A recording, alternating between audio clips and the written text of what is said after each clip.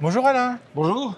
Alors Alain Fontaine, qui est président de l'Association française des maîtres restaurateurs. Parle-nous de l'association. Association française des maîtres restaurateurs. Les maîtres restaurateurs créés en 2007, c'est un décret et c'est un titre que chaque restaurateur... Je regarde là, c'est ça? Ouais, si tu veux, ou moi, ouais, comme ou tu toi, veux. ou lui, voilà. Et ce titre a été créé en 2007 et on a ce titre que pour 4 ans.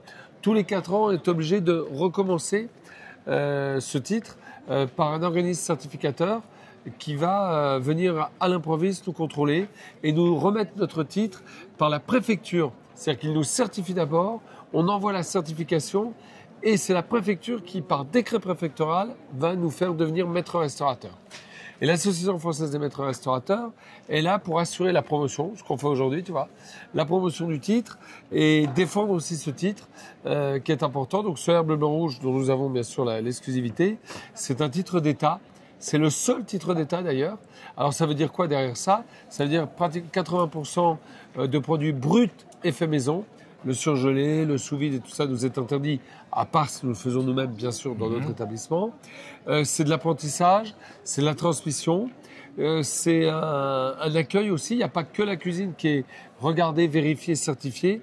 Il y a l'ensemble du restaurant, même les parties extérieures, si tu veux, pour voir si on répond à 87 critères de ce cahier des charges pour, si tu veux, que le consommateur, quand il va rentrer chez un maître restaurateur, sache qu'il y a un pilote dans l'avion. Parce que c'est important aujourd'hui, quand tu vas dans un restaurant, tu ne sais pas s'il y a quelqu'un qui fait vraiment la cuisine. Quand tu vois ce Herbe Blanc Rouge, tu sais qu'il y a quelqu'un qui fait dans la cuisine. Voilà, donc le petit R, comme on voit là, comme c'est derrière nous.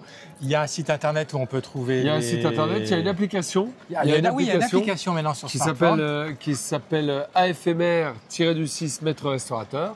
AFMR-6 maître restaurateur et qui vous géocalise dans un maître restaurateur proche de l'endroit où vous vous trouvez. On est quand même 3000 en France. En principe, on en trouve un peu partout. On en trouve un peu partout. C'est assez... Alors là, on a un passage devant l'écran. Tac.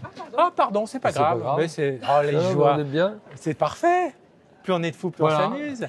Donc, un gage de qualité, un gage de ce qu'on va trouver. Il y a donc une application, un site. Et on peut trouver aussi, par moment, il y a un petit guide papier. Il y a un petit guide. Le prochain guide va sortir là, en juin. Guide 2025-2026, qui va sortir en juin. Qui est distribué en librairie? Qui va être distribué en librairie dans les relais à partir du mois de juillet. Voilà, donc vous pouvez même partir en vacances avec et vous êtes sûr de bien manger et d'être bien accueilli. On est sûr de bien manger et d'être bien accueilli. C'est un peu la promesse qu'on a, l'engagement. Oui. L'engagement par un décret et la promesse que l'on donne à nos consommateurs quand ils rentrent dans notre restaurant, c'est de bien manger, bien accueilli.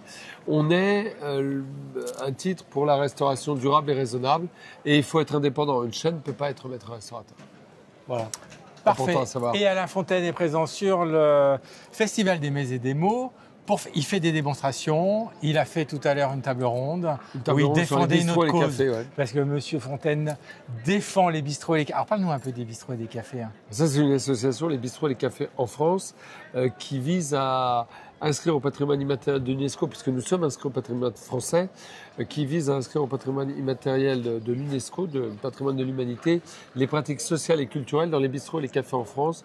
Les bistrots et les cafés en France sont menacés, il faut les sauvegarder, il faut donc se battre pour les sauvegarder, car tu ne peux pas sauvegarder un patrimoine mort. Or, nous avons un précieux. Ce précieux, c'est cet art de vivre dans ces bistrots et ces cafés, se vivre ensemble. Cet outil considérable d'assimilation, de partage, de convivialité. On ne rentre pas dans un bistrot et café pour consommer, on rentre dans un bistrot et café pour vivre ensemble. C'est la différence avec un restaurant, une brasserie. Et l'important dans un bistrot et café, c'est de se retrouver autour du comptoir. Mais j'allais dire au zinc. Le zinc. Et on échange avec le voisin. Voilà, on échange avec, ou on reste seul. Ou on échange avec le serveur. Voilà. Parce que le café, le comptoir, c'est comme dans un théâtre. Tu peux être seul ou être ensemble. Et Antoine Blondin disait que le zinc est le matériel, le meilleur conducteur d'amitié. Voilà, le zinc, meilleur conducteur d'amitié. Et c'est vrai. C'est là où on se fait nos plus belles histoires d'amour et d'amitié se passent dans les bistrots et les cafés. Merci Alain. Voilà. Et on se retrouve sur le festival. À bientôt.